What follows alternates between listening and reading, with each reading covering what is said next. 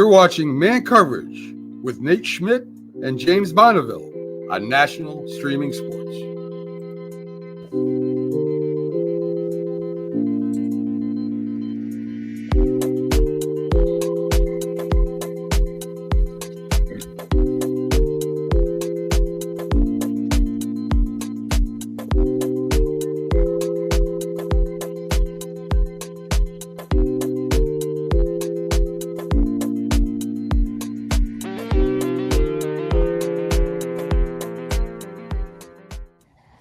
Good morning, everyone. This is Knoxville Nate and JB, James Bonneville, coming to you live on December 14th, 2025, week and a half before Christmas.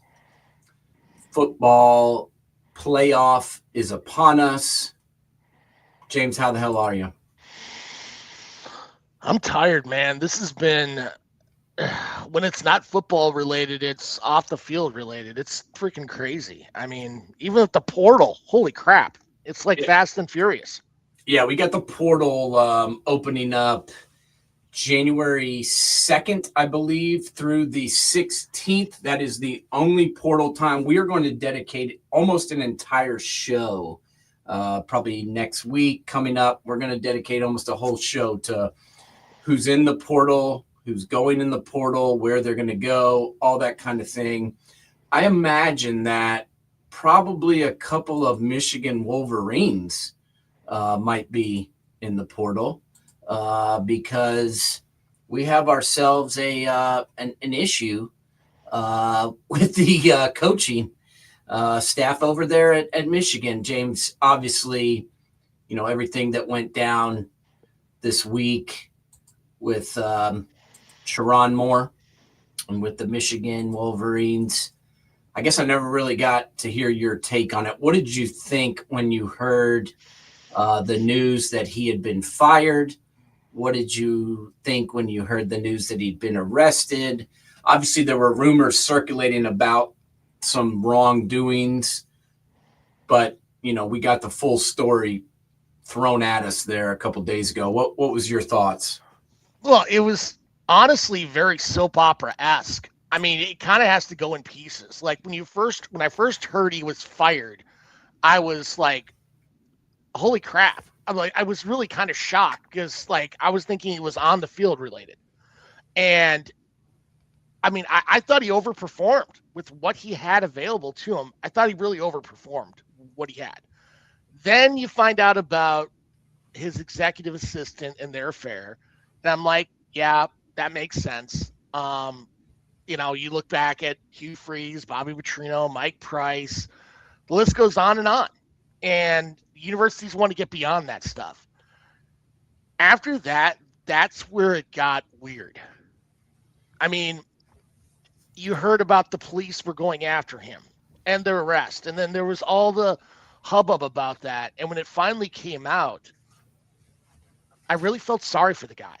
Like, he obviously had some mental health issues in dealing with this, and I really feel for him because his career is over. I mean, you and I both know if this would have been just the case, he would be coaching and probably could have had a good chance of being a head coach within 5 years. At a school like Michigan, no, he'd have to reclaim his image.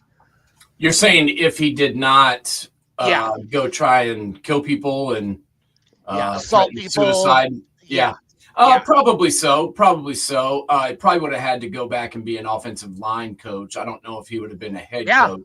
And do I feel sorry for him because of, you know, where he is at right now in his life? Yes, I feel sorry more for his wife and for his kids. Absolutely. I feel sorry for because what's happened to Sherrone was all caused by Sherrone. Correct. That is that's kind of what I have an issue with, is that Sherrone caused all of this. And, you know, and obviously I'm a Buckeye fan and there's no doubt about that. And I'm biased to the nth degree, but I don't think anybody can argue that this is a systemic problem and an issue with Michigan. This has been going on for years. This is now Sherrone Moore marks the 11th coach since Jim Harbaugh took over that has either been arrested or had a show cause put up against him due to, wrongdoings. And it's like a culture where these guys think they can do whatever they want and not get in trouble for it. And I kind of feel like that's one of the root causes of all this. And it's an issue, systematic issue that Warde Manuel's caused because there's no control over there. Nobody really gets punished unless it gets so bad that they have to fire them. James, what do you think? Do you think that Manuel should be fired? Do you think they need to get a new athletic director? How do they correct this, systematic problem that's been going on? Sherrone Moore is not the first coach to get in trouble over there. They have had now, as I mentioned, 11 guys that have either gotten arrested or had a show cause thrown against him. And we can name them if you want to. Denard Robinson got a DUI. Steve Clinksdale got a DUI. Matt Weiss was hacking into people's computers and was downloading people's camera rolls and looking at nude photos. And then he had child pornography on his computer. Greg Suggs got a DUI. Fergus Connolly got a DUI, also punched a police officer and bit a hospital employee. Jim Minnick got a DUI, and then obviously Sherrone Moore. So I'm not making this up because I'm a Buckeye. These are facts that I'm reporting. James, what do you think they do now? I mean, do they need to clean house from the top to bottom? Yeah, I mean, because this isn't about even football. This is across other sports too as well within their athletic department. And I mean, let's be honest, they've had problems in their athletic department probably for the last 20 years with athletic directors where certain groups were for or against. I mean, you look at the way Lloyd Carr was let go and Rich Rod being hired.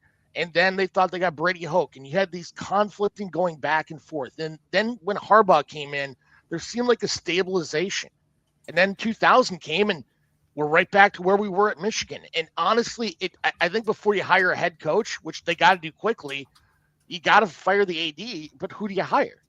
That's the $6 million question. Who's going to want to come in and take over that job? But you got to get a head coach in here quickly. Otherwise, the whole roster gets blown up. And no head coach is going to want the job unless they know who the new AD is. So unless they get an oodle amount of years with a huge buyout. I mean, that's the only way you're going to get somebody in with any kind of clout. Correct. And now their athletic director has not been fired yet. No. Which I think is hilarious. I do think he will be fired relatively soon. But they're, I think they're more focused on the football coach because they care more about that. So they're probably more focused on that. But yeah, I do think they need to hire a new AD. They need to start fresh, but they're now have launched an investigation across their entire athletic department where they are going to try and uncover, what happened to cause all of this. What, was there systematic, cover up for this? Because I kind of think there was. I think this was known. They said that their investigation involved bringing the two people involved into a room and asking them if they were involved. And they said no. And that's the investigation you did. You took two people's word who were both presumably guilty. That's not really handling the affairs. No pun intended. That's not really handling business. That's a problem. And we'll see. We'll see what happens. We've got a comment here from Stephen French asking if there's any connection between Kyle Whittingham resigning and Michigan's opening, meaning I guess he thinks that maybe Kyle's taking that job. I don't know why he would want to leave Utah and go to this mess. However, as you mentioned, money, buyout, length of years. I could tell you this. Do I think Kyle Whittingham would be a good coach for Michigan? Oh, I actually do. Yeah, I do too. I mean, Kyle Whittingham is, hell, you look at what happened when Urban Meyer was there and he was the DC. They really took that program to another level. Correct. And what you saw, what Whittingham did over the last 21 years, it's pretty impressive, especially when they made the jump from the Mountain West or into the Mountain West, then Mountain West to Pac-12. They were always a contender. Heck, they won Pac-12 titles. And that's a testament to Whittingham. I mean, that is the one thing you saw year after year was their line of scrimmage play was all out. If Michigan could get him, that would be a fantastic hire. But the guy's 66. I think he's never had a job east of the Rockies. He's either worked in Utah or he's worked in Idaho his entire career. Correct. And I think this is more him retiring and getting some rest and taking a breather, in my opinion, and potentially retiring for good. I don't think he's doing this to move, but at the timing of it is interesting. I will give Stephen credit there. I do think the timing of it is interesting because if he was going to retire and he knew this was coming, why did he wait until now to announce it? Don't you think that's a little strange as far as the timing goes, James? Yeah, I mean, I don't disagree one bit on that. The timing was very odd. But, I mean, you look at it from Utah's standpoint, they've done this in the past. You know, hired right away from within the family. Hell, Kyle Whittingham was defensive coordinator. What do they do? Hired a defensive coordinator, Morgan Scalley, who played for Urban, who played under Whittingham and coached under him. I mean, until anything's different, I think Utah's going to be Utah. Yeah, no, I agree. And, but stranger things have happened. And Stephen brings up a great question. Yeah. Who is the next coach at Michigan? Who wants to jump headfirst into this dumpster fire? Let's talk about the names that we've already heard. And maybe you can throw out a couple names maybe that we haven't heard. I might throw out a name that we haven't heard. Obviously, the first one that gets thrown around. And I want you to explain this to me, James. Now, I know we talked about this a little bit yesterday, but every time a coaching job comes available, Kalen DeBoer's name is the first name that is thrown out. And, you mentioned that it was because, everybody wants a national championship every year at Alabama, which they do. And, I just don't think that he would leave. I don't think he would leave Alabama to go to this mess. So I don't think Kalen DeBoer's might he leave and go somewhere else? Yeah, that seems to be something that may happen sooner rather than later. But I think there was many other jobs that he could have taken. But let's talk about other. Kenny Dillingham, the Arizona State coach, has been mentioned as well. He is out of it. He announced, I just read that he announced yesterday that he's not leaving and that he's staying put. And as you mentioned, they're in negotiations with him to give him a raise and an extension. So I don't think he's going anywhere. And then I've heard Jedd Fisch, the head coach at Washington. He just led Washington to a big victory over Boise State, 38-10 throttling of the Boise State Broncos. I think Jedd Fisch, obviously has ties to Michigan. Do I think he could come in and win national championships at Michigan? I don't know about that. What do you think about him? And who else do you see, James, that might take this Michigan job? Well, it's funny you mentioned Fisch because I've been following him since he came into the college ranks. He used to be a disciple of Mike Shanahan. And he was Tim Brewster's offensive coordinator, I think in 2008, 2009, one time during that at Minnesota. And you could definitely tell he struggled to begin with to be an offensive coordinator in college because he forgot players go to class and the playbook was mammoth and it was just too much for these kids to handle. Honestly, I saw because he was jumping from job to job, not succeeding. When he was at Michigan, I think he knew how to hone down the playbook and really get to players themselves. And look what he did when he got the job at Arizona, as well as Washington. I mean, Arizona it was a tough place to win at, and he was finding a way to win, and how quickly he did at Washington too as well, after all the players left when DeBoer left. He's done better than expected. I think it's possible that he could take the Michigan job because nothing really ties him to Seattle. Hell, his family still lives in Tucson. Yeah. They never moved up. So well, he did do a great job at Arizona. I mean, they were able to win games this year based on the guys that he brought in and the system that he put in place. I thought he exceeded all expectations absolutely at Arizona for sure. This year at Washington, I mean, did he do a horrible job? Definitely not.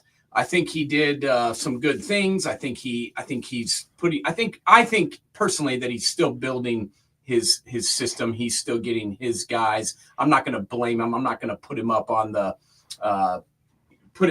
cross for this year at Washington. I think he did a decent job, and I think you've got to give a coach a couple of years to get his scheme in place, get the guys he wants in place. So I think he is a good football coach. Do I think that Michigan hires him? They may have to. That might be the one person that would, get a big bump in pay. Obviously, he's going to make more at Michigan than he makes at Washington, and I think that he might be there. Now, other names I have heard, obviously, Jesse Minter, the defensive coordinator for the Los Angeles Chargers. It's so weird saying Los Angeles Chargers. I will never get used to that. I keep saying the San Diego Chargers all the time now. I still can't get out of my head. I hate saying the LA Chargers. That drives me nuts. But, do I think he is a good coach? Yes. Do I think Michigan will hire him? No. I don't think you can bring him in. He still has a show cause at Michigan in college football right now. I don't know. I'm not 100% sure. Someone told me that it ended in March. Another person I heard said that it ended in December. Either way, how can you bring him in to be your Michigan head coach when the whole point of bringing in a new coach was to flip the script and to start anew with a fresh meat? I don't think you can bring him in. Other names that we've heard, obviously Brian Kelly is available. Do I think Michigan wants to pay LSU, any type of buyout scenario, reach some sort of settlement with them? I don't know. Do I think that Brian Kelly would be a good hire for them? Actually, I do. If they could convince Brian Kelly to coach, if they could convince him to come to Michigan, I think that would be a win, as I think Brian Kelly is a better head coach than Sharon Moore is. But I don't know if he does that. Why would you do that? You have 53 million reasons not to do that. James, what do you think about Brian Kelly potentially taking this job? And do you think he's even a viable candidate for Michigan? I think he is, especially from winning the press conference. Yeah. I mean, hell, people forget. He coached at Grand Valley. He coached at Central, both places where he won at. When he was at Notre Dame, he really recruited Michigan well. When he was at Cincinnati, this is a guy who's lived his life recruiting from the Midwest. That's why when he took the LSU job, I didn't get it. It made no sense. He knows the background of where in Michigan to go in to recruit guys. And that is really a head start. But he's not the easiest guy to deal with within an athletic department. That was the nicest way of saying that Brian Kelly's a dick. That was the nicest way of putting it. He's hard to deal with. I mean, honestly, it is, especially when you're looking for a new AD too as well. Potentially, Ward Manuel has not been fired, but if they do, they're going to have a very strong AD if they hire Brian Kelly to keep him where he's at. Now, it's a possibility. I got two more names I want to throw at you. Give them to me.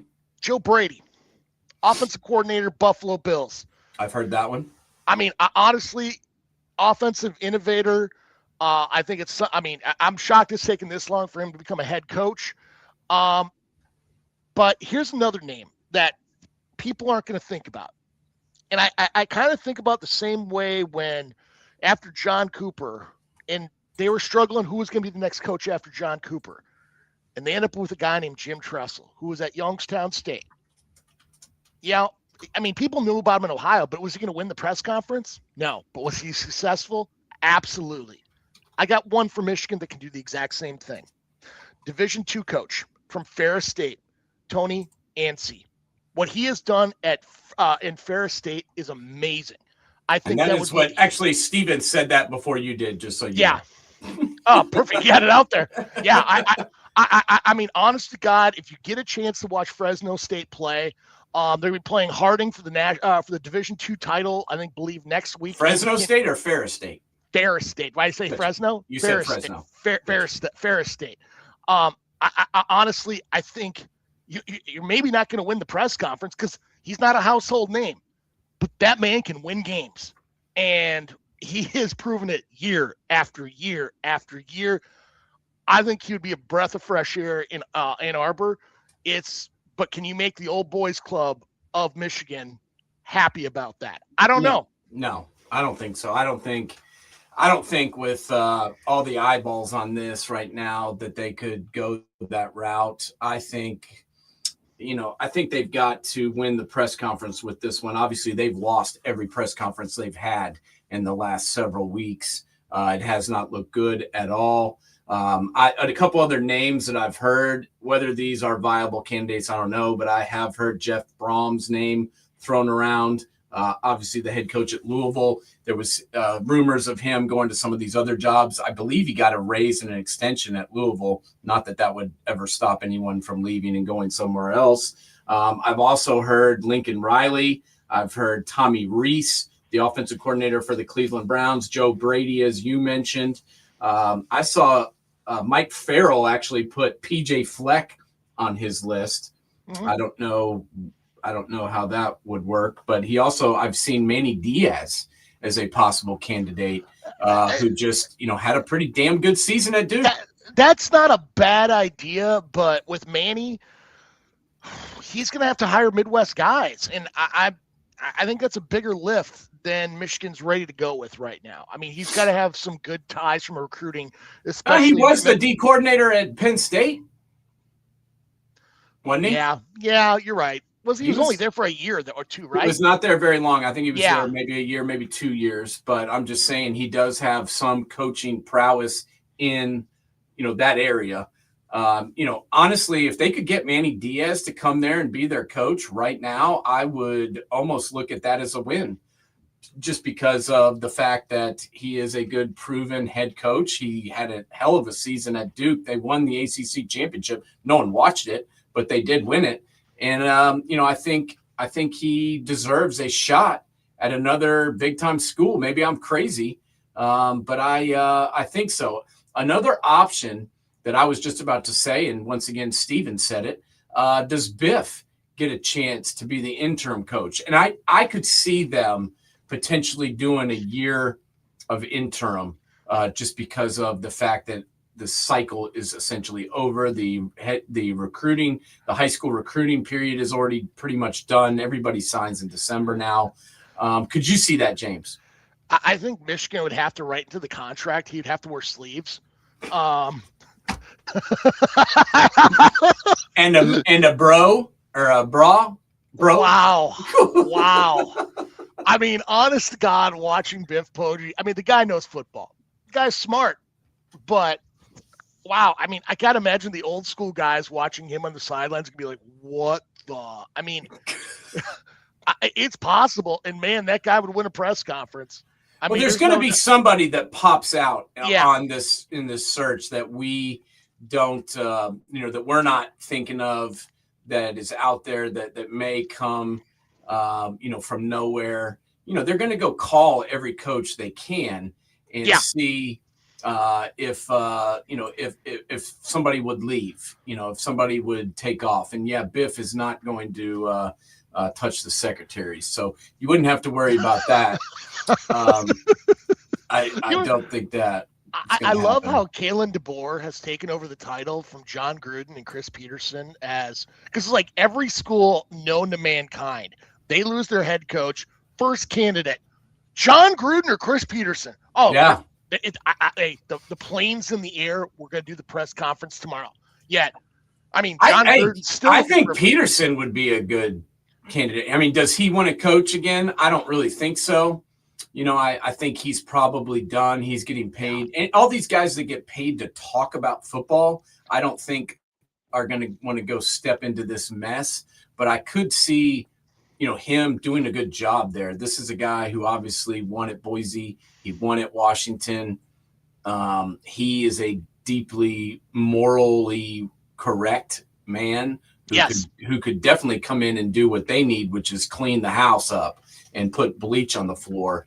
I would like that. I mean, I wouldn't like it as an Ohio State fan, but as a college football person, I could see that and could see that. So let's keep an eye on this. We'll probably hear some news in the next couple of days. There's probably going to be some other candidates that come up that we have not, thought about or mentioned. As I talked about, there's going to be, they're going to kick the tires on everybody they can think of, and they're going to call every coach. There's going to be several people that are going to mullet this. And what I mean by that is Mike Gundy, who got about 7 raises based upon the Tennessee Volunteers coming in, people just putting online, it's probably Mike Gundy's agent, just put online that he's interviewing for the Vols job. And then he got a raise like 7 times at Oklahoma State. So I call it the Mike Gundy. A lot of people are going to get the Mike Gundy and are going to get a raise from this because they really don't want this job.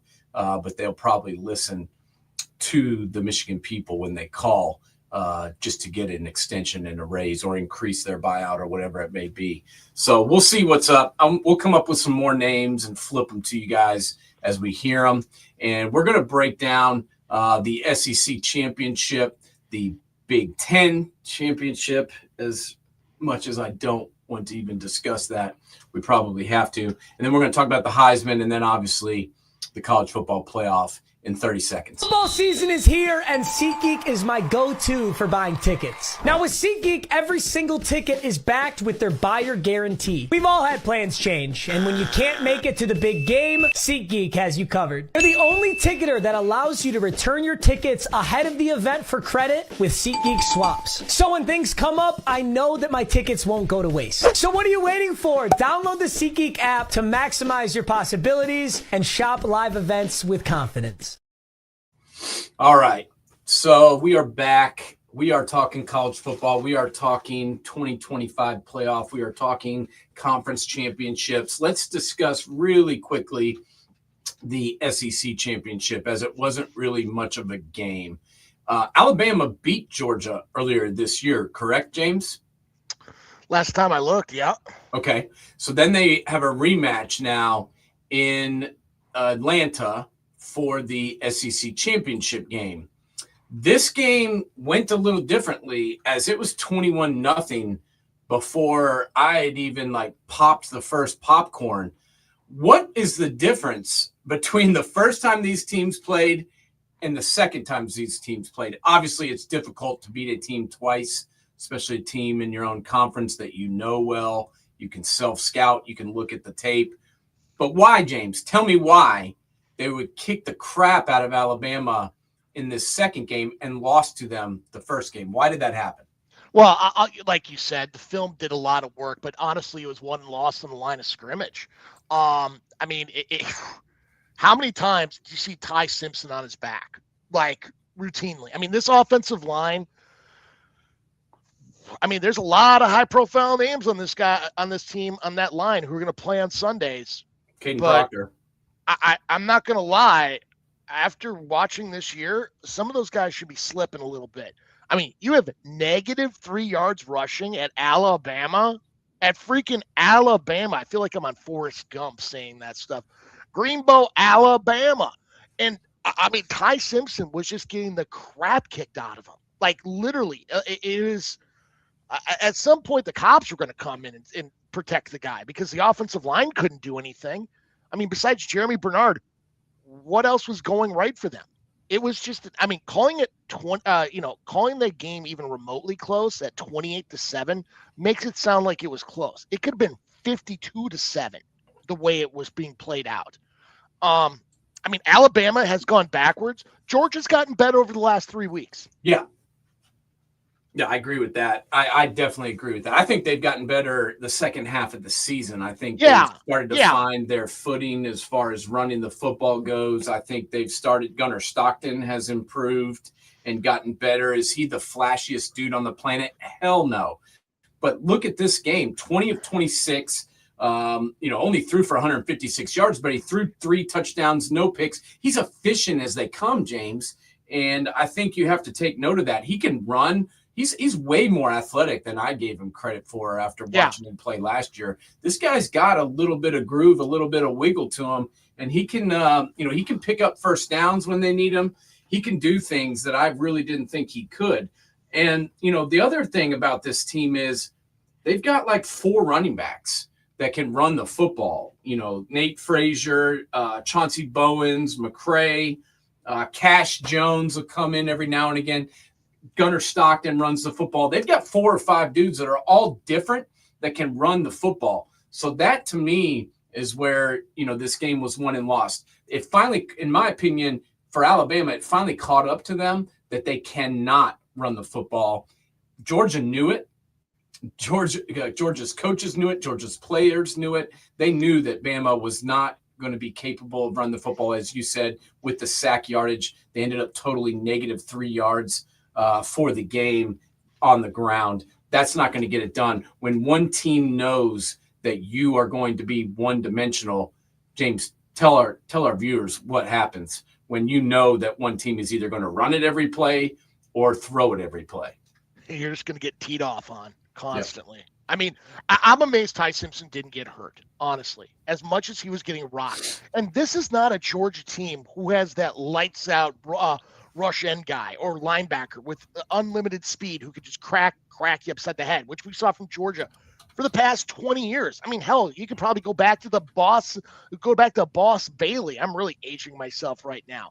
I mean, they have constantly had guys, David Pollock, Ogletree, list goes on and on. There isn't that guy, but they found a way to make it happen and put pressure on it. And it was really probably some of the best coaching job I've seen from Kirby Smart in some time.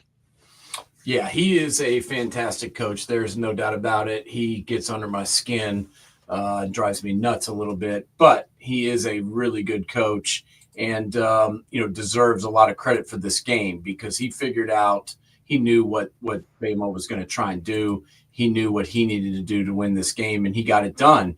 That being said, Bama, so we're going to do this real quick, but how does Bama get absolutely blitzkrieged in this game? 28-7, as you mentioned, didn't even do the game justice as far as how bad of an ass kicking this was.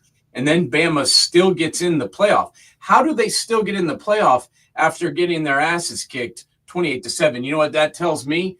That the committee doesn't really look at these games or use them as a measuring stick based upon the rest of the season. Why did they not drop out after getting their ass kicked, James? I have no clue, because guess what? If they would have gone the other way, people would have jumped in. And I feel so bad for Notre Dame right now because they got screwed. Plain and simple. They got screwed. They deserve to be in. They went on a 10-game winning streak. And it's not like they got blown out by A&M and Miami. They lost by a combined 4 points. If Alabama and Notre Dame play today, who do you think wins and by how much? I'd probably take the Irish. And the difference between me and you, though, is I don't feel bad for them. They made this bet and they have to lay in it. They didn't want to play in a conference. They want to do their own thing, and they think everybody else should bow down to them, and that's not going to happen.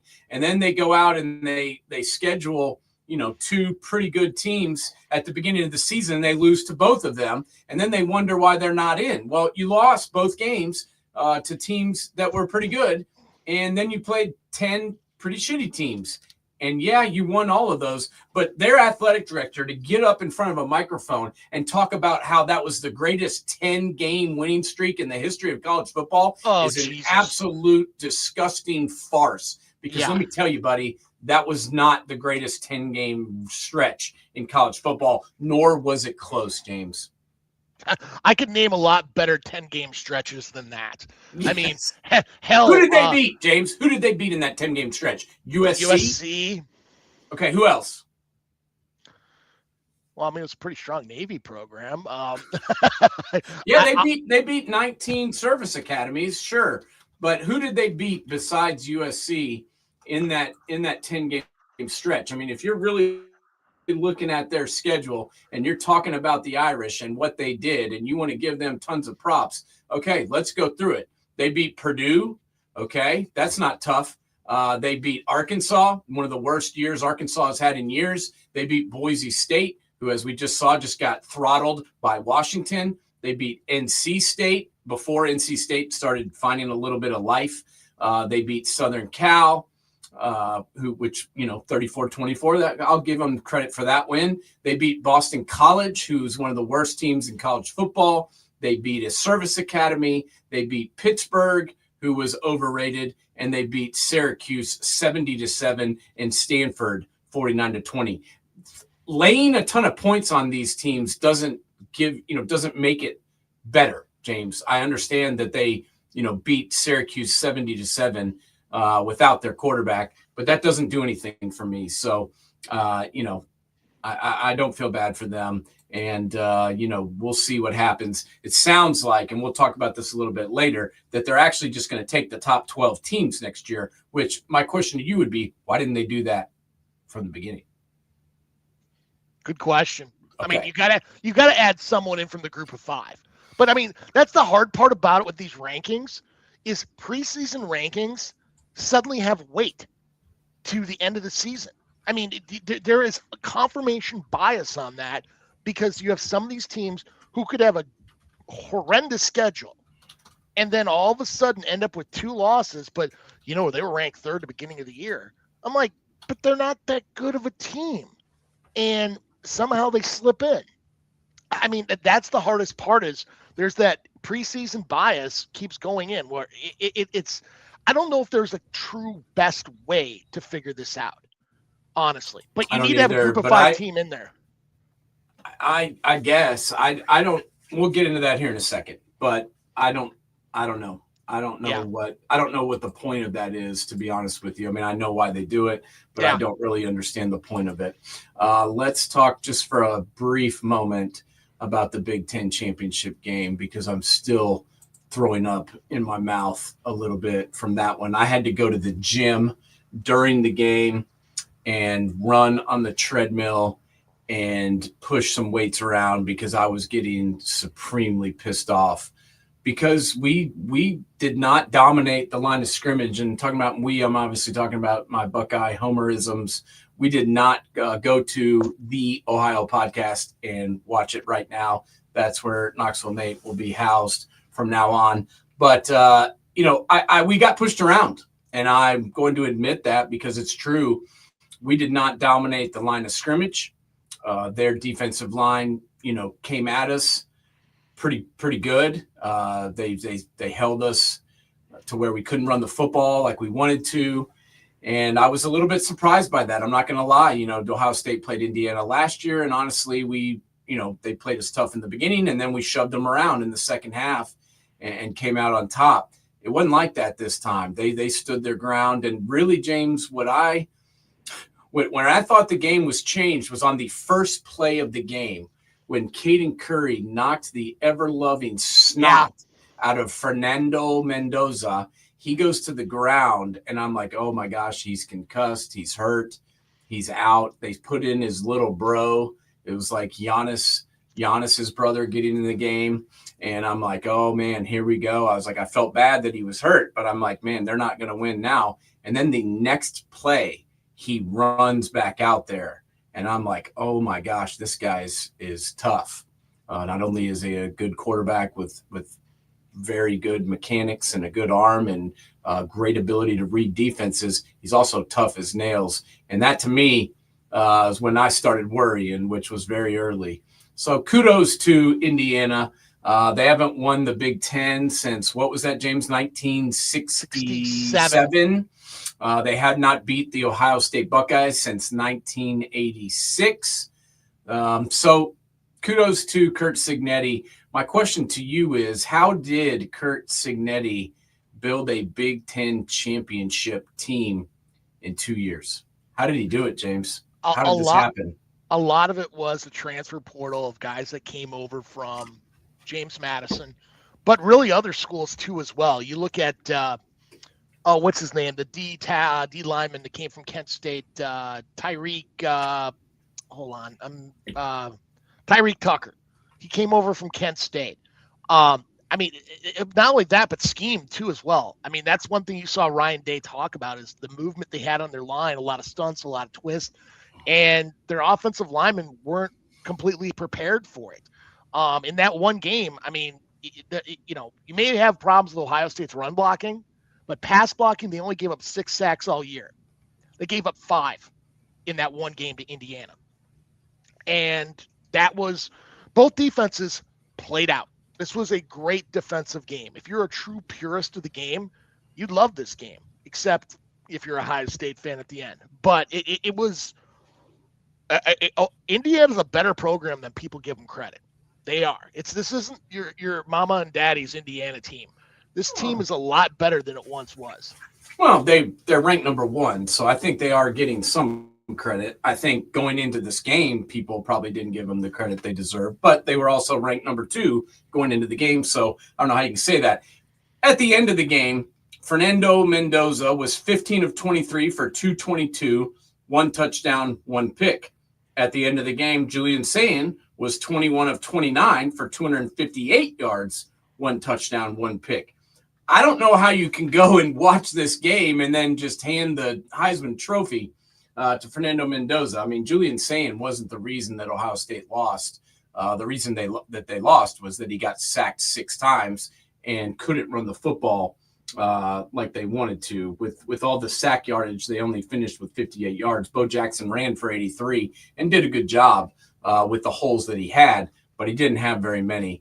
Do you think that Indiana can sustain this? Do you think that they can do what Ohio State does and compete for the Big Ten and the national championship every year going forward, James?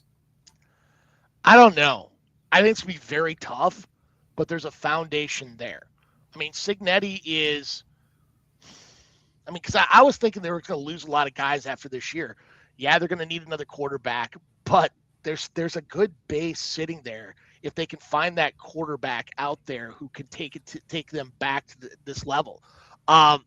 It's hard. It's hard to hit on quarterbacks every year, and they've gone in the portal and they've hit 2 in a row. I mean, Rourke last year, pretty good.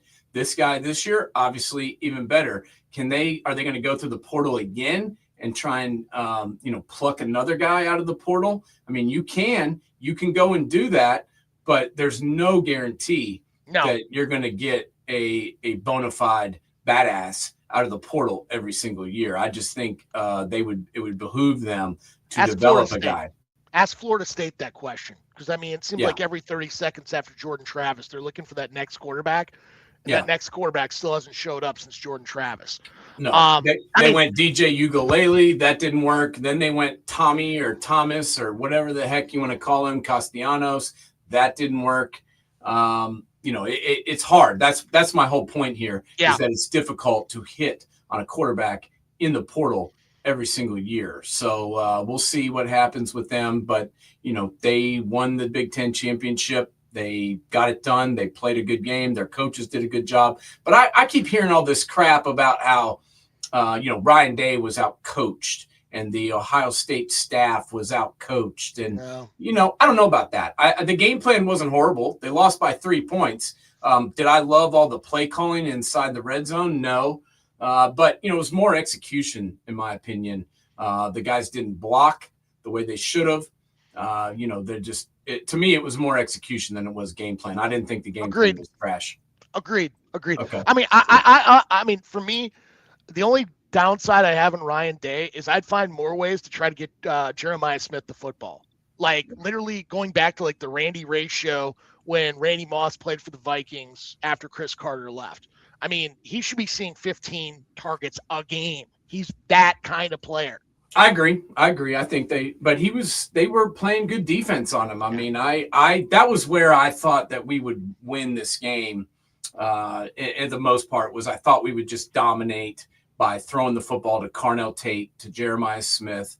I'm still trying to figure out. I thought Max Clare was on our team. I still haven't seen him. He may have gotten lost on the way to the stadium because I didn't see him do jack. But I thought that he would come out and do some things. I thought that Jeremiah and Carnell would do some things, but they covered him up pretty good on the back end. Yeah. And that's credit to Indiana. We're cutting short on time, so let's real quick talk about give me the ACC championship synopsis.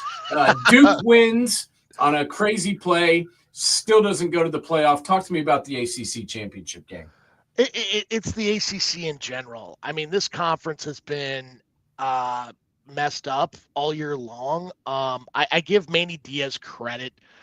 This was not on paper the greatest Duke team, but they found a way to sneak in, play Virginia, and win. Manny Diaz, there are times when in Manny Diaz's career, I was like, is this guy a good defensive coordinator? Is he not? Because I've seen him do really well. And there's sometimes I'm like, does he understand the game of football? What he's done at Duke is impressive. Heck, what Tony Elliott's done at Virginia, 17th in the country, is just shocking to me. But this conference, going into the year, we were like, Florida State and Clemson, or Miami and Clemson, possibly Florida State in third. I mean, Clemson was an embarrassment. Florida State has now become Florida State. In Miami, they pulled the James Franklin and found a way to lose 2 games like they usually do. Yeah. Well, and, I think, can we stop talking about Florida State as being a stalwart in the ACC conference from now on, please? Yeah. Because every year we talk about how they're going to be good again. Even after last year when they won 2 football games, we put them in the top 25 in the preseason. And then they beat Alabama, and we talk about, oh my gosh, this is one of the best teams in the country. And then they lost, 8 games straight after that? They're not a good team. Mike Norvell, let's be honest, he'd be fired if his buyout wasn't what it was, or if Florida State just had the money to pay it. He'd be gone. And I don't want to hear anything else about Florida State for a while. We good with that? I'm with you there. I mean, they're going to find their own T. Boone Pickens somewhere down in Tallahassee because, holy crap, it is just hard. But Big 12, now going on the Big 12, man, if you haven't had a chance to watch Texas Tech's line of scrimmage play, and more importantly, that defense, you're missing out. That defense is for real. My problem with them in the playoffs is their offense, like their specialty guys on offense, are they going to be able to score at the same rate they were in the Big 12? I don't know. I mean, that's going to be a tough one.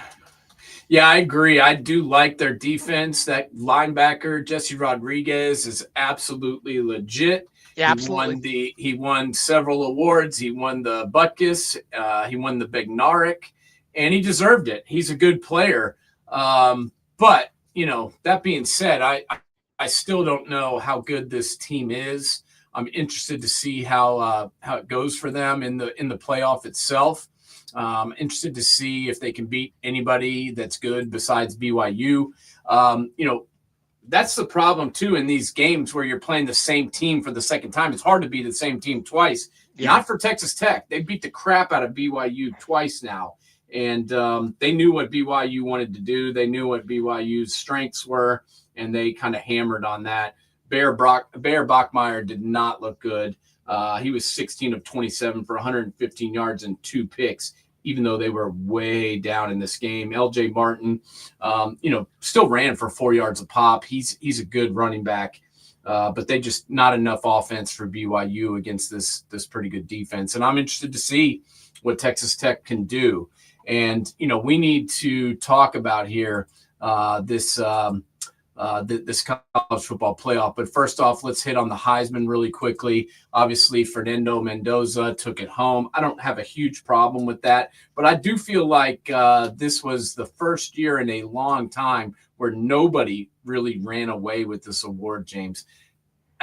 What do you think about it? And did you think that he deserved it way more than any of these other, 3 guys? I was shocked by the margins. I didn't expect that, but I mean, don't kid yourself. Indiana being a cute story played a huge role in it. I mean, name me the last time somebody from Indiana was even remotely within the sniffing range of Heisman contention. I mean, Anthony Thompson in 1986, 87, he was the runner-up. Yeah, that was the last time, and I don't remember anyone else ever being in contention besides him. I was literally going to bring him up. I mean, it like, and I bet you nobody even remembers Anthony Thompson. I do when he was at Indiana and when he was at the Cardinals. But he wasn't much of a pro. That's because I'm crazy. Yeah, I mean, but it's what I was shocked by was Diego Pavia finishing second, and I didn't really even believe it until I started seeing the some of the trading sites putting him in second, and I'm like, it's got to be because Ohio State and Indiana are in the same geographic area. He's going to have the South to himself to bring up those numbers. Yeah, he got a lot of the SEC contingent. Gave their votes to him. And, hey, give him credit. He won 10 games at Vanderbilt. They didn't really beat anybody super good, but they did win a big game there at the end of the year, knocking off the Vols in Knoxville. That hasn't happened in a long time. Kudos to him. He deserves credit. I still think he looks like nerdy Smurf or loser Smurf, but, he did have a good season. But do I think he's a fabulous quarterback? I don't know about that. He's a good football player, but I'm not sure of how great a quarterback he is, and I don't really see his game translating to the next level. Not many 5 feet quarterbacks in the NFL. Let's talk about the playoff here. We now have our 12-team system set. We have got the issue that I've got here, and we've got the conference champs in here. And the reason I did that is because does it really matter? Obviously, the 12 seed is James Madison. The 11 seed is Tulane. Tulane already played Ole Miss, and they lost by 5 touchdowns, I believe. James Madison, who is the 12 seed, is a 21.5-point underdog to Oregon. Not sure why they're even playing those games because I don't think either one of those teams has a chance. What do you think about that, James? Tulane is the 11. James Madison is the 12. Do either of those teams have any chance in hell of beating Ole Miss or Oregon? Short answer, no. Okay. I mean, the only one I think it's got remotely a chance, but I don't know if John Summerall's coaching is Tulane, but it's going to be small. I mean, it's – I'm picking Ole Miss because they're going to have a good offense, and I want to see how they come out after Kiffin's left. That's going to be the biggest key. But Oregon's going to roll up on James Madison, and Dante Moore's going to be out by halftime. Yeah, I agree with that. And I'll put the true system up there now, or the true bracket up there now. But I was just joking around because I don't think either of those teams has a chance. Tulane, as I said, has already played Ole Miss. It didn't go well. Is Tulane a good football team? Yes. Are they a good program? Yes. Am I impressed with what they've been able to do the last couple of years? Oh, yeah, I really am. Sad to see that their coach is leaving. But I do think they've done a great job, and I do think James Madison is a good football team, but I don't think they have any chance of winning either of those games. So let's talk about the other 2 games in the first round. Texas A&M, Miami, Oklahoma, Alabama. Okay, let's talk Texas A&M Miami first because that's the game that are 2 teams that haven't played each other yet. James, who you got in this one and why? I got A&M because they're playing at home. I'm not an A&M believer, but I mean, I'm not going to bet on Miami because Miami, they can look good one moment and they look good beginning of the year. And their defense has always kind of been there, but offensively, especially Carson Beck, I just don't see it working out well. I think A&M wins that first round game, but of the 4 games, that's probably the most watchable game. Oh yeah, I agree. And you think that A&M's going to win primarily because they're at home? Yeah. And I got to tell you, I think A&M wins this game primarily because their offense. Miami's got a good defense. I think A&M has a good defense. And I'm just like, well, who's got the better offense? Well, I like A&M's offense better. I think, Marcel Reed isn't my favorite quarterback of all, but he can, lead drives. He can get first downs. He can make plays. And I trust him more than I trust Carson Beck. How many times have we seen it this year where Carson Beck has looked like, some of the Carson Beck we saw last year. Yeah. That game against Louisville where he threw 5 interceptions. I think they counted 4 of them, but he threw 5. One may have gotten called back for a BS hit on the quarterback, but he threw at least 4 interceptions, and we've seen that in a couple of these other games. I don't trust Carson Beck in a big moment like this. What say you? I've said it from the get-go. When he decided to come back for his senior year, I thought that was the dumbest decision I've ever seen in my life, because if you've got a chance to be a top 10 pick, you take the money and run. And now his draft stock, I don't see him getting drafted on the first day or the second day. I think he's going to be third day. He'll be ahead of Drew Aller, but I think he's on a third day draft pick when he comes out. Yeah, I'm not sure that I would take that as a win, being ahead of Drew Aller. Exactly. For sure. What about OU and Bama? Obviously, this was a close game. John Mateer has not been the same John Mateer since he had the hand surgery, since he got hurt. I am very much in love with this Oklahoma defense, and I love what they can do. Obviously Alabama's had their struggles running the football. Who you got in this one and why? Well, Mateer's out. He's declared he's not going to play in the game. He's not going to play? He's not going to play. Why? He's declaring for the draft and getting ready for the draft. What? Yeah, that was like a week and a half ago. He announced it. Let me look it up what day it was. John Mateer declared on. Yeah, I'm just saying, I heard that, but I'm saying why? Why would you not play in this and great question. Play for your team in the national championship? And we said this was going to happen at some point, that when all these guys are opting out, someone was going to opt out in the playoff. Here it happens. Now, they're playing Alabama. So, I like OU's offense. OU's defense. So yeah. This could be an interesting game where OU could win this game without Mateer. It's going to be an ugly game to watch, like completely ugly. But OU can win this game. I thought that it was fake news and that he actually is playing, because I heard something about it being misinformation, and that that came up after the second half and that it wasn't really true.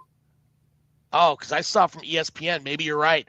Yeah, I saw. Well, if Mateer's playing, then I'll take OU. Yeah, I think he is playing.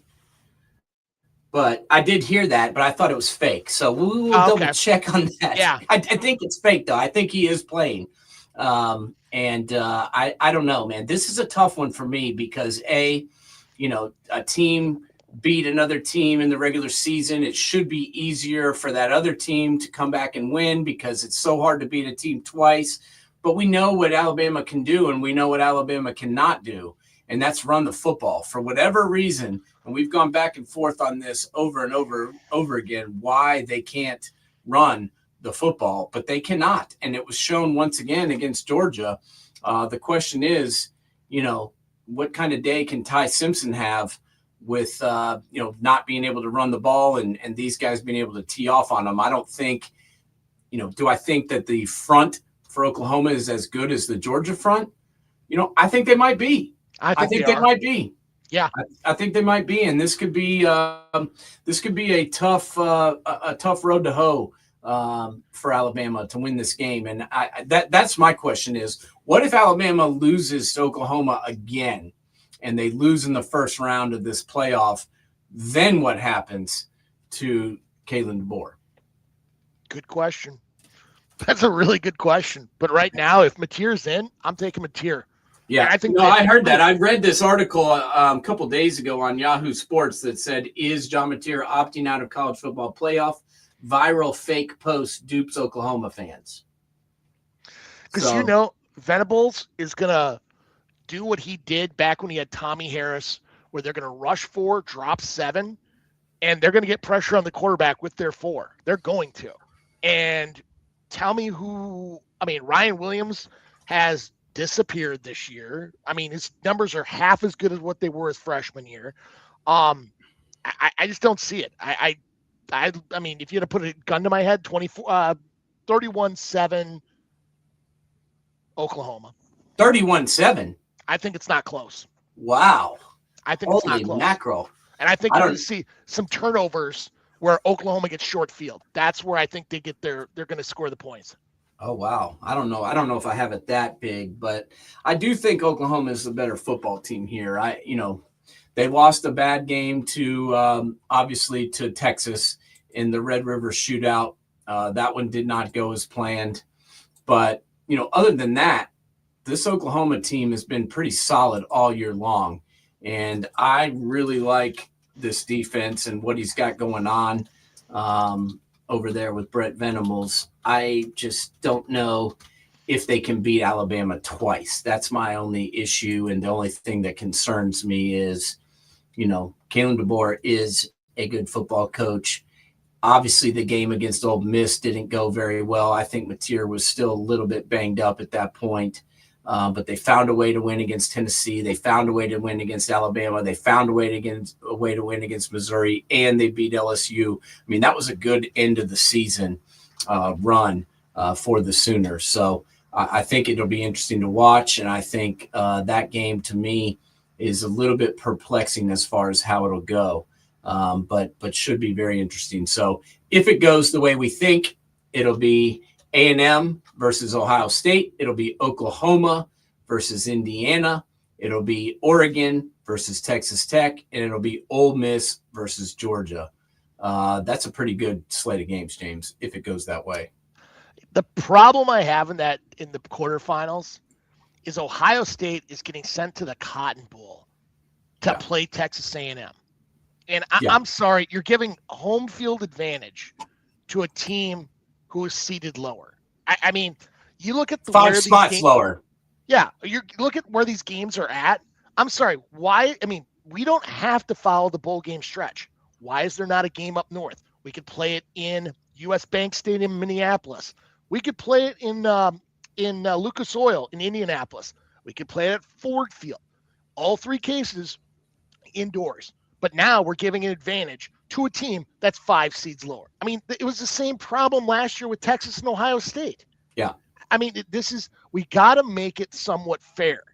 And if you don't think Texas getting to play in the Jerry Dome didn't help them a little bit, you're crazy. Yeah. Because that game was way closer than it should have been, and it was all about them having their fans there, them playing there, being comfortable. It definitely helped them, and I think it'll help A&M in this one as well. Absolutely. Pretty nasty, but anyway, should be cool to watch these games. And yesterday, obviously, we had the Navy midshipmen hang on to win by 1 point over Army in a thriller. James, what did you think about that one? I really thought Army was going to pull this one out. It was just the fourth quarter. Army's offense really couldn't do much of anything. And Navy was executing when it came down the stretch. But you looked in the first 3 quarters, I think Army was the better team. They were executing better. But this is a game that's always, when you got this type of rivalry game, you throw everything out the window. And I got to give Navy credit, because some of these passes they had, especially on third down, there was like a 3rd and 18 in the second quarter. That was incredible. The guy caught it. Both these teams are not passing teams at all. Yeah, no, I agree. And always a tight one when those two meet up. So we will be back to talk a little bit more about the end of the season. We will be talking transfer portal. As we mentioned earlier in the show, the portal is going to open up on January 2nd. Go through the 16th, and that'll be the one portal opening of the year. They got to do something about this calendar, man. This is just ridiculous how they have not only the major high school recruiting period open up as a lot of these teams. What about these teams that are in the playoff every year? Obviously, I'm talking about my own team and the Ohio State Buckeyes, but it's like detrimental to them to make the playoff every year, because they're in the middle of a playoff run and they've got to deal with high school recruiting. They've got to deal with the portal. They got to deal with all this stuff going on. It's really makes no sense. I don't know why we can't back this crap up. I get it why they want to do the portal, because they want to have these kids be able to transfer with the school credit, but they don't really give a crap about these kids and being them being in school, James. So I don't know why they act like they do. I mean, honestly, I've never seen a year where more teams have opted out of a bowl game than I have this year. I mean, you're seeing 5 and 7 teams saying they'd rather prepare for the portal and for the recruiting season than go to a bowl game. And that's when you know the schedule's completely screwed up. I mean, honestly, I think the only way you can make it truly fair, June 1st. Yeah. I mean, you got to do it. And the coaches are going to hate it because they're not going to get the extra 15 practices in spring. But I'm sorry. That's the only fair way to do it, because you got some schools that are opening up later in January, others beginning January 1st. Or 2nd. I mean, it's crazy. It's absolutely insane. It doesn't really make any sense. And, I don't think that, spring practice, it makes that big of a deal. Everyone acts like it's such a huge deal. Is it good to get some of these guys out there and do that? You can still do that. You can just not have some of these guys. And, you're going to have the whole summer to work out with them and get them acclimated. You'll have the entire fall camp. I'm sorry, but this just doesn't make sense to have people opting out and going in the portal as you're in a playoff run. It doesn't make any sense having these guys, sign out of high school while the season's still going on.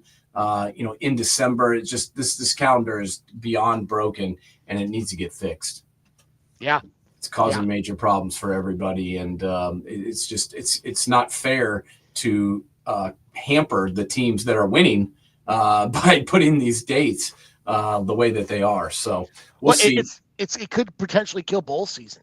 Yeah. I mean, you're starting to see bowls starting to disappear. I mean, Georgia Southern has to play Appalachian State, who they played a month ago in the Birmingham Bowl, because 7 teams decided not to go to Birmingham. 7.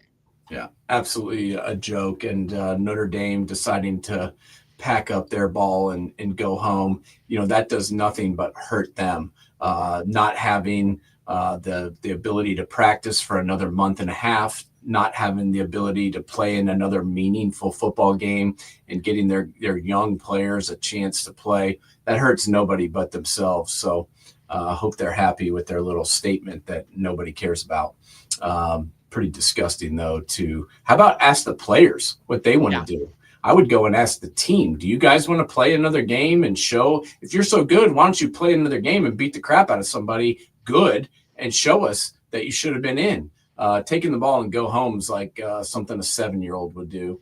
And not my 7-year-old, because she's more grown up than that, but pretty sad overall. And I wish that they would have, taken this as a way, taking it as a statement, like, let's go show them what we got. Yeah. Let's go do this right and, knock somebody's butt off by, proving that we're as good as we think we are, instead of just beating 10 crap teams and saying you had the greatest run of all time. It's freaking joke. Especially for those seniors, those guys that are ending their eligibility.